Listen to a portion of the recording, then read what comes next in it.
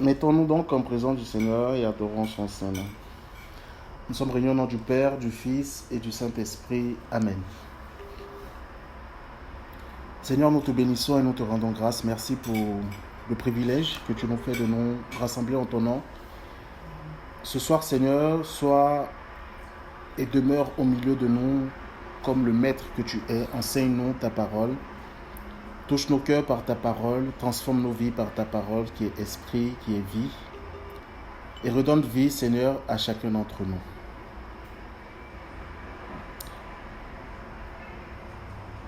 Alors, ce soir, nous aurons à parler du premier thème. Je pense que j'ai envoyé la liste des 5 thèmes qu'on va aborder pendant cette semaine. Alors, ces temps-là ne sont pas liés ou n'ont pas un lien avec les temps d'enseignement ou de prédication qu'on fait, les temps de prière qu'on a avec le groupe. Hein. Ça, c'est juste un temps exceptionnel, juste pour vous, voilà, qui êtes connectés. Il y en a d'autres également qui ne sont pas connectés,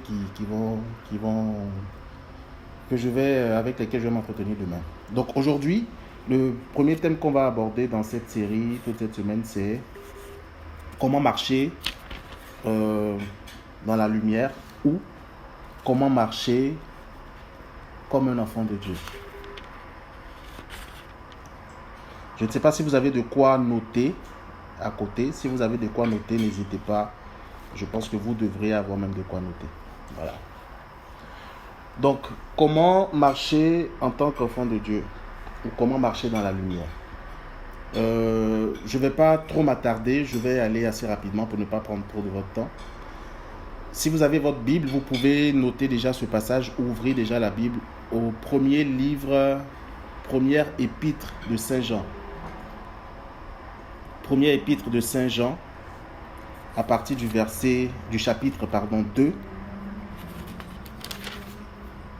à partir du premier chapitre, je vais dire, les versets 8 jusqu'au verset 28. Donc je répète, première épître de Saint Jean, c'est pas l'évangile de Saint Jean, l'épître. Donc c'est après Hébreu. Première épître de Saint Jean, à partir du premier chapitre. On commence par le verset 8. Donc ici, il s'agit des conditions, 4 conditions pour marcher dans la lumière, 4 conditions pour marcher en tant qu'enfant de Dieu. Et je pense que je l'avais dit j'en avais parlé pendant la semaine de la restauration. Tout ce que le Seigneur a semé dans chacune de nos vies a besoin d'être entretenu, d'être nourri, d'être arrosé, d'être chouchouté, si je peux m'exprimer ainsi, pour nous permettre de grandir davantage dans les œuvres de Dieu et puis dans ses œuvres dans nos vies et dans ses œuvres au travers de nous. Donc, il est important de comprendre et de connaître ces différentes... peut-être que ça sera un rappel pour vous ou une répétition pour vous, mais la répétition est pédagogique. Première condition, donc, pour marcher... Vous me recevez bien? Est-ce que vous me recevez bien? D'accord. N'hésitez pas à me couper si vous m'entendez mal ou pas. Première condition, donc, pour marcher dans la lumière ou pour marcher en tant qu'enfant de Dieu, on a... Je ne sais pas si quelqu'un a sa Bible ouverte, si c'est possible, si c'est le cas. Est-ce que c'est possible que quelqu'un nous lise la première condition?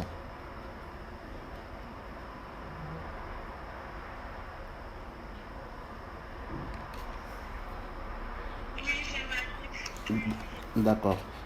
D'accord. À partir du verset 8. Première épître de Saint Jean, chapitre 1er, à partir du verset 8. Première épître de Saint Jean, chapitre 1, verset 8. Nous disons peut-être, nous n'avons pas de péché, mais nous nous trompons et la vérité n'est pas en nous. Dieu fait ce qu'il promet et il est juste. Alors, si nous avons nos péchés, il nous les pardonnera et il enlèvera tout le mal qui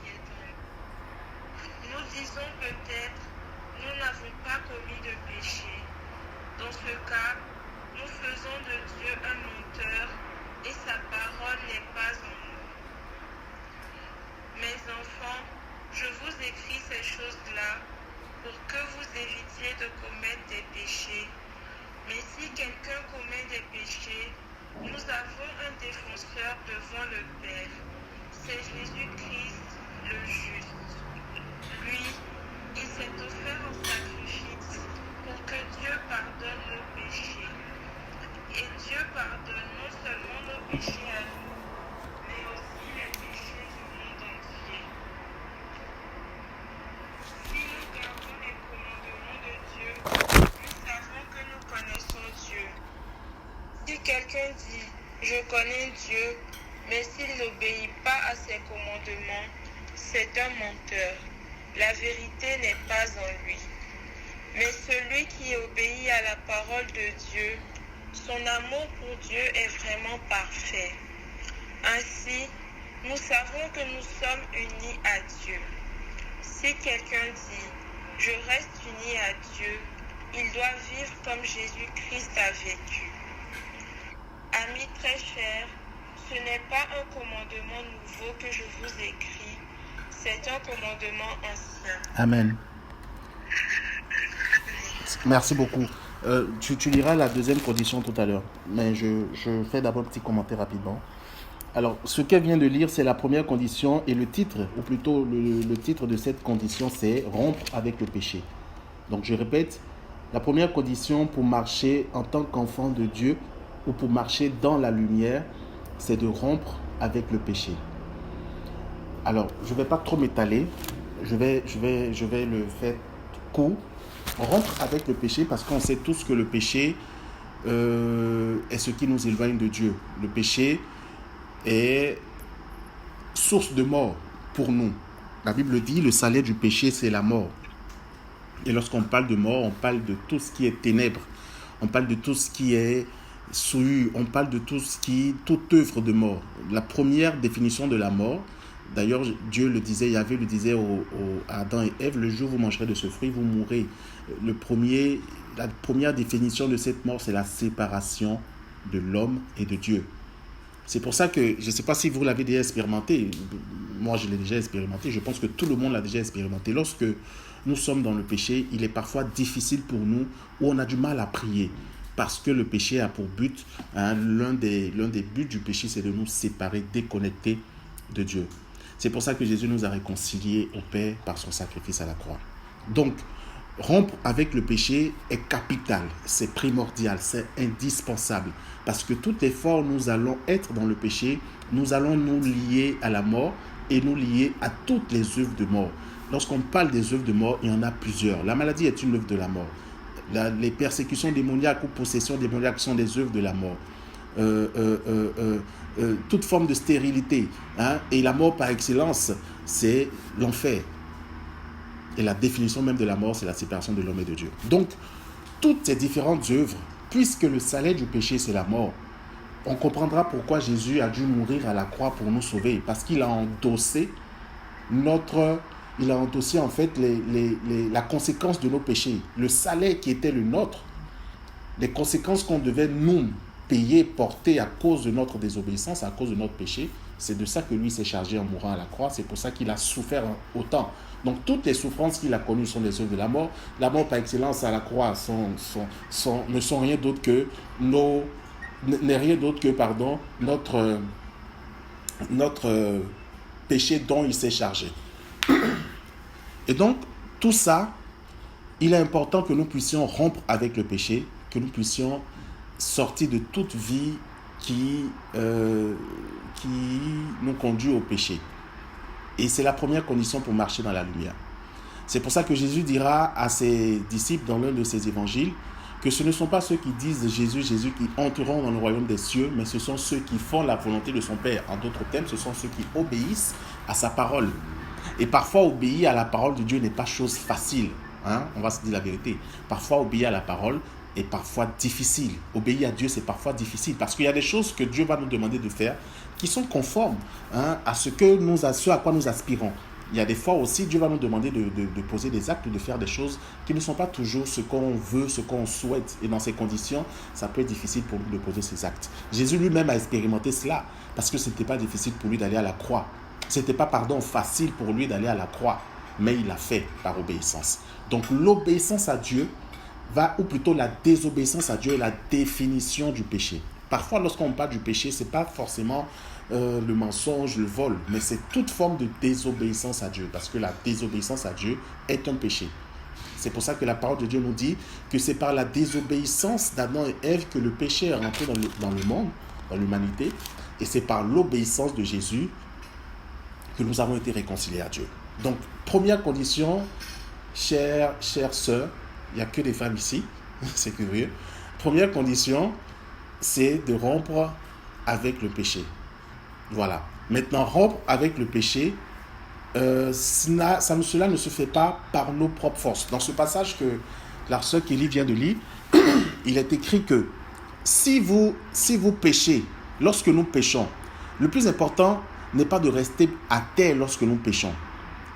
Quand tu pêches, il n'est pas question de rester à terre, il s'agit de te relever.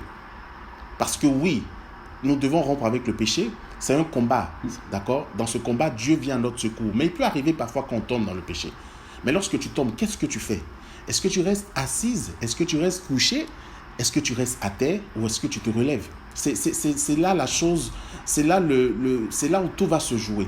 Et je vous en supplie, le moyen par excellence que Christ nous a donné pour nous réconcilier à lui au travers de ces différents sacrements, il y a le sacrement de la réconciliation.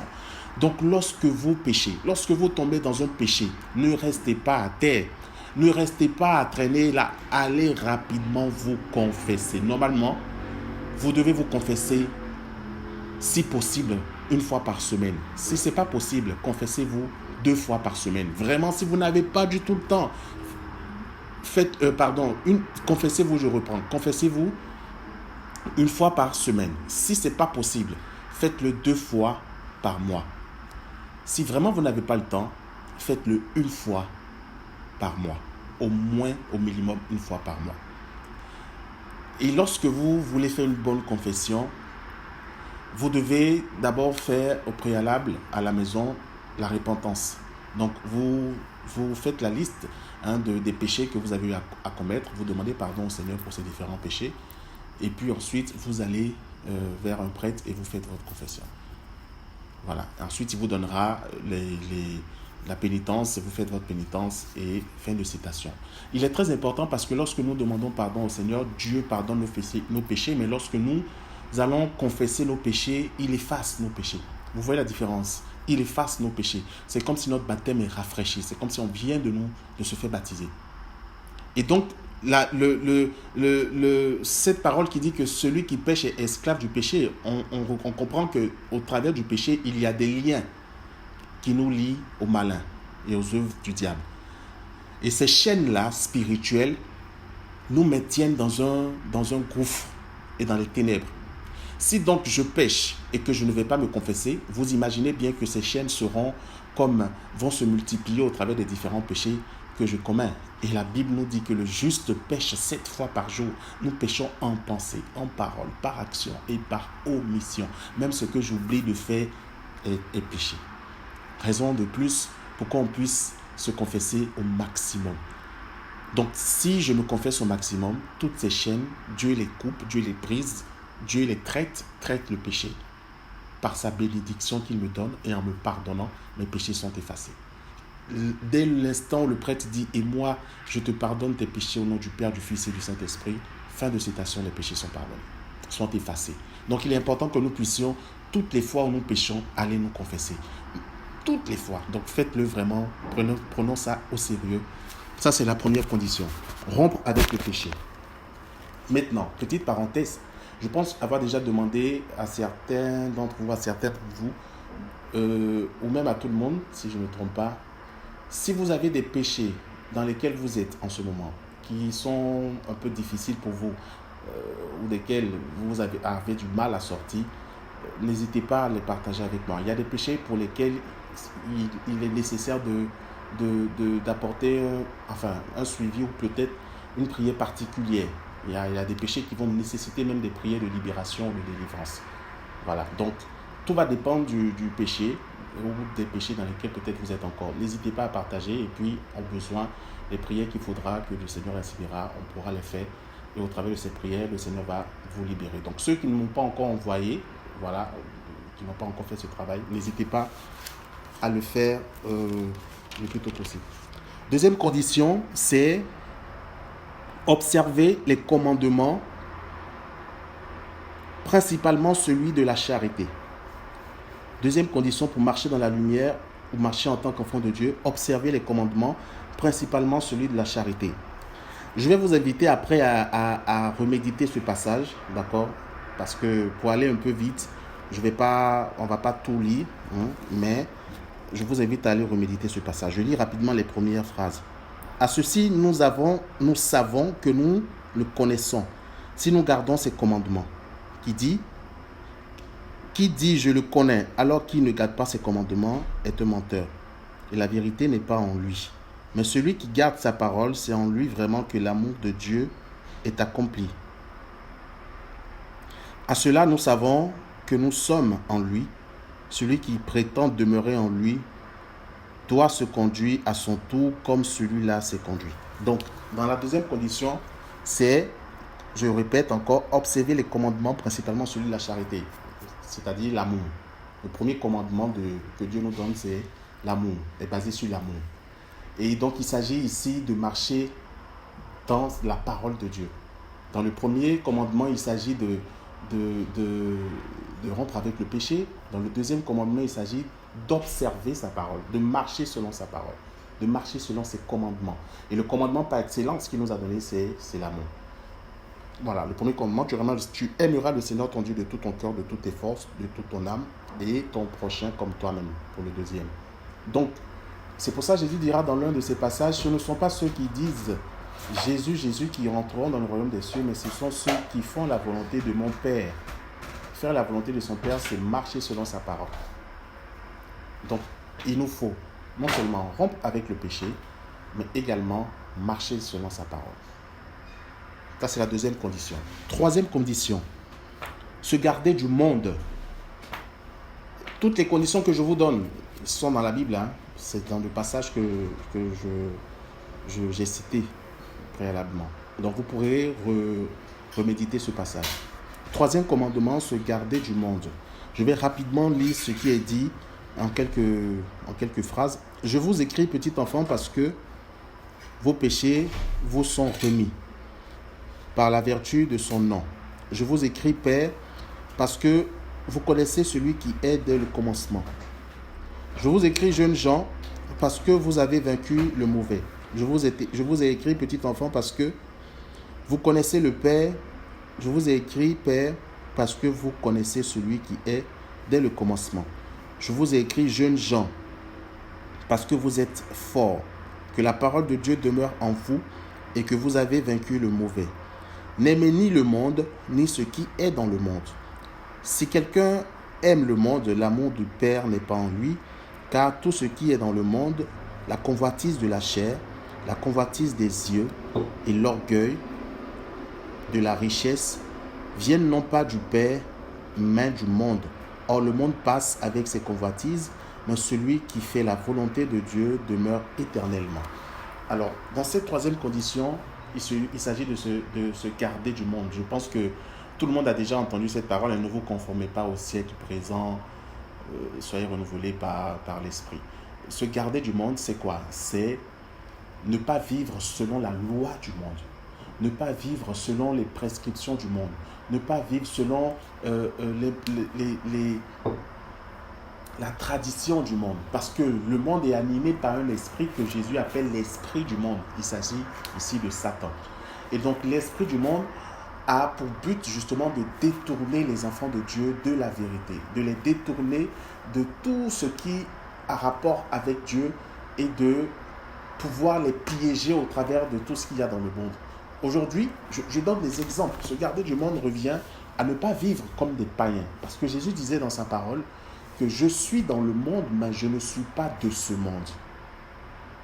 Et donc, parce qu'il n'est pas de ce monde, il ne fait pas les choses comme les gens de ce monde, c'est-à-dire les païens, mais il fait les choses comme son Père qui est dans les cieux, c'est-à-dire la façon du royaume des cieux. C'est pour ça que Saint Paul dira dans l'un de ses évangiles, dans l'un de ses épîtres, de ses lettres, que si vous êtes ressuscité avec Jésus, recherchez désormais les choses d'en haut et non les choses d'en bas. Et Jésus lui-même, dans l'un de ses évangiles, va dire que celui qui est né de nouveau, c'est-à-dire né d'en haut, n'est plus soumis à la chair, mais il est soumis à l'esprit. C'est-à-dire il est né de l'esprit. Car ce qui est de la chair est chair, ce qui est né de l'esprit est esprit. Donc, ne pas être soumis ou ne pas marcher selon le monde revient à rentrer dans sa nouvelle dimension de nouvelle naissance et ne plus être sous le joug de la chair, sous le joug du péché, sous le joug du diable, mais entrer dans la dimension où on est maintenant conduit parfaitement par le Saint-Esprit, parce que celui qui est né d'en haut est né de nouveau, et celui qui est né de nouveau est né de l'Esprit. Donc, où on se laisse maintenant parfaitement conduit par le Saint-Esprit, où on n'est plus attiré par les choses de ce monde, où on n'est plus attiré par ce que les autres qui n'ont pas Christ aiment faire. Voilà, il y a des gens qui aiment sortir, par exemple, il y a des gens qui aiment aller en boîte, il y a des gens qui aiment fumer, il y a des gens qui aiment boire, il y a des gens qui aiment chiller. Et quand je parle de chiller, dans ce chiller, il y a, les chrétiens aussi peuvent chiller, d'accord, mais de façon saine.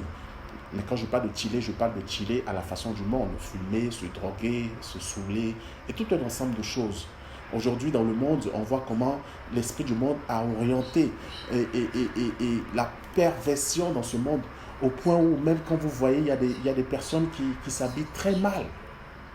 Aujourd'hui, sur les réseaux sociaux, ce sont des exemples que je prends. Sur les réseaux sociaux, aujourd'hui, vous allez voir comment la plupart des personnes, hommes comme femmes, se dénudent sur les réseaux sociaux.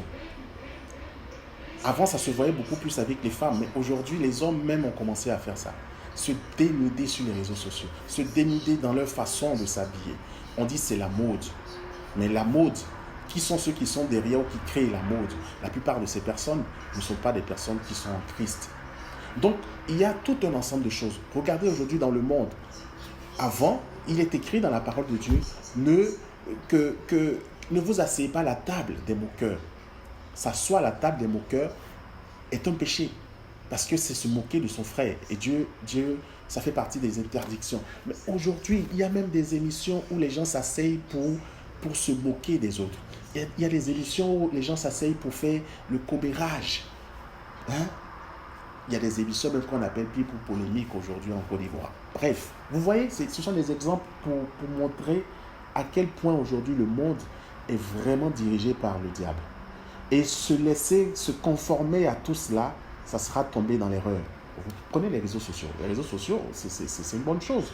Hein? Ça nous permet de travailler, de gagner de l'argent et autres. Mais également, d'un mauvais côté, ça peut également être nuisible, dans le sens où, si les réseaux sociaux prennent, quand on parle de l'idolâtrie, en réalité, la définition de l'idolâtrie, c'est tout ce qui prend la place de Dieu dans nos vies. Ce n'est pas forcément les idoles, ce n'est pas seulement les idoles, c'est tout ce qui prend la place de Dieu. Et aujourd'hui, facilement, je peux passer des heures sur mon portable à ne rien faire. Si je travaille, c'est autre chose. Si je fais quelque chose d'important, c'est autre chose. Mais je peux passer des heures à ne rien faire toute la journée. Et ce temps que je prends en étant sur mon portable, sur les réseaux sociaux, je n'accorde même pas la moitié de ce temps à Dieu dans la prière. Et vous voyez que là encore, c'est l'esprit du monde qui a pour but de nous distraire, de semer tellement de distractions dans nos vies qu'on puisse s'éloigner de Dieu. Parce que le diable sait que toutes les formes sont éloignées de Dieu, même dans la prière. Toutes les fois où nous passons le moins possible de temps dans la prière, nous donnons le moins d'occasion à Jésus de périr des œuvres dans nos vies. Tout se passe dans sa présence. Bref, c'est tout un ensemble de choses, se garder du monde. J'ai pris ces différents exemples pour vous permettre de mieux comprendre, mais chacun peut ajouter à tout ce que je viens de donner comme exemple d'autres exemples qui vont renforcer ce qui peut se retrouver dans ce panier qu'est se garder du monde.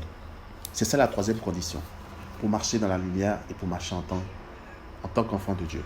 La quatrième condition et la dernière, c'est se garder de l'antichrist.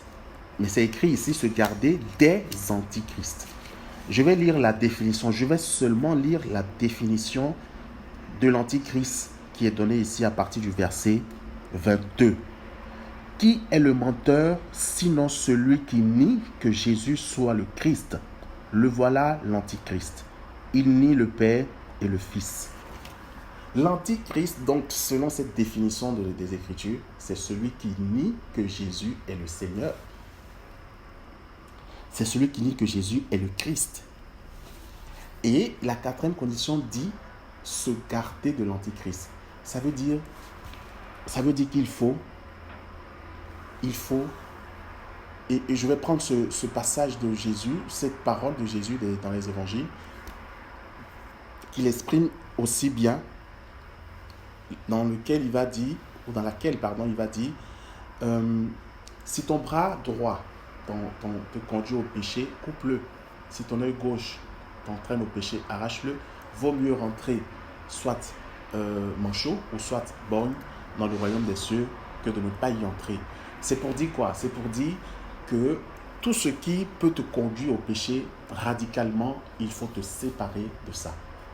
Et j'ai envie de dire et d'ajouter toute personne qui pourrait également être une occasion de chute pour toi, radicalement, il te faut te séparer de ça ou de ces personnes. L'antichrist, c'est celui qui nie que Jésus soit Seigneur et Sauveur.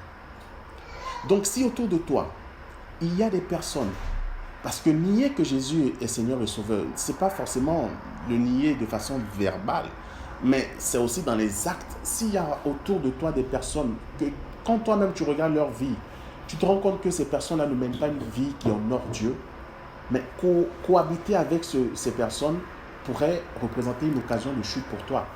Si tu luttes contre le péché, y compris par exemple pour toi, et qu'au nom de Jésus, le Seigneur te délivre du péché dans lequel tu étais et qui te liait, le diable ne pourra plus t'avoir là parce que le Seigneur t'a libéré, t'a délivré de ce péché. Mais le diable va chercher des occasions pour t'atteindre encore. Et l'une de ces occasions, c'est qu'il va passer par les personnes qui sont autour de toi. Si tu as encore autour de toi des personnes qui ne mènent pas une vie qui honore Dieu, si tu as encore des personnes qui aiment fumer, toi avant peut-être tu fumais, avant tu prenais la drogue, avant tu aimais aller en boîte. Aujourd'hui Dieu t'a libéré de tout ça, tu ne fais plus ça par sa grâce. Mais tu as quand même maintenu cette amitié avec les autres personnes avec qui tu faisais ça. Ces personnes ne sont pas en Christ, elles ne comprennent pas ta lutte, ta démarche ou ton combat aujourd'hui. Mais elles continuent de façon inconsciente à vouloir t'attirer davantage dans ça. Mais le diable va utiliser ce canal, cette porte. Si tu maintiens cette porte à tes côtés, il va utiliser cette porte. Il va attendre le jour où tu sauras. Lorsqu'il a tenté Jésus, à quel moment? Au moment où Jésus avait faim. Il venait de faire 40 jours et 40 nuits. Il attendra le jour où tu seras au plus bas de ta forme. Un jour où tu seras vraiment, vraiment, vraiment down. Et c'est ce jour-là, il va te tenter. Et si tu ne sais pas faire, tu tomberas là-dedans. Parce que tu as maintenu une porte qu'il fallait fermer. Il ne faut pas, avec Dieu, j'aime cette parole qui dit que le royaume des cieux, c'est pour les violents. Pas les violents physiques, mais ceux qui se font violence pour posséder le royaume des cieux. Si vous avez donc encore autour de vous des personnes qui, au lieu de vous entraîner dans la présence de Dieu, qui normalement devraient, des personnes qui devraient vous aider à grandir dans la foi. C'est pour ça que, pour ceux qui l'ont expérimenté, je pense que tout le monde, en tout cas, à un moment donné, tout le monde expérimente cela. Il arrive des moments dans ta marche avec le Seigneur où le Seigneur va lui-même effacer de ta vie certaines personnes, éloigner de ta vie certaines personnes et progressivement va remplacer ces personnes par d'autres personnes. C'est-à-dire, il va éloigner ces personnes qui ne marchent pas avec lui, qui pour le moment pourraient être des occasions de chute pour toi, qui pourraient t'entraîner dans des choses dans lesquelles tu luttes pour sortir ou desquelles tu es déjà sorti. Il va remplacer ces personnes-là par des personnes qui pourront t'aider à grandir dans ta foi, qui pourront t'expliquer la parole, t'enseigner des choses, voilà, avec qui tu pourras prier, etc., afin que tu puisses davantage t'élever spirituellement et rentrer dans ces plans, ces projets de bonheur. Donc, voici les 4 conditions pour marcher dans la lumière, ou marcher en tant qu'enfant de Dieu. Je résume et je les répète. Première condition, rompre avec le péché. Deuxième condition, se garder du monde. Deuxième condition, observer les commandements, principalement celui de l'amour, la charité. Troisième condition, se garder du monde. Et quatrième condition, se garder de l'antichrist. Et l'antichrist, c'est celui qui nie que Jésus est Seigneur et Sauveur. Donc, à vous maintenant de revoir aujourd'hui dans vos vies, en partant de la première condition, ces péchés, comme je l'ai dit au départ, s'il y en a encore desquels vous avez du mal à sortir, n'hésitez pas à les partager de sorte à ce que ensemble on puisse prier et que le Seigneur puisse vous libérer de ces différents péchés. Si à côté de ça, vous vous rendez compte qu'il y a d'autres péchés, en dehors des péchés, s'il y a d'autres... Un instant.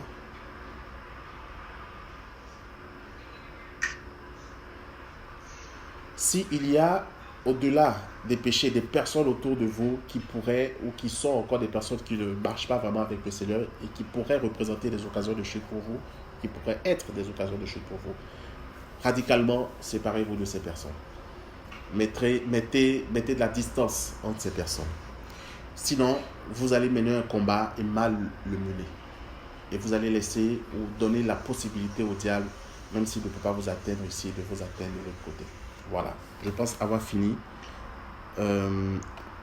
d'aborder rapidement ces 4 conditions. Il y a Françoise qui nous rejoint. Tu es en retard, on vient à peine de terminer. Est-ce que vous avez des questions? Oui, vas-y.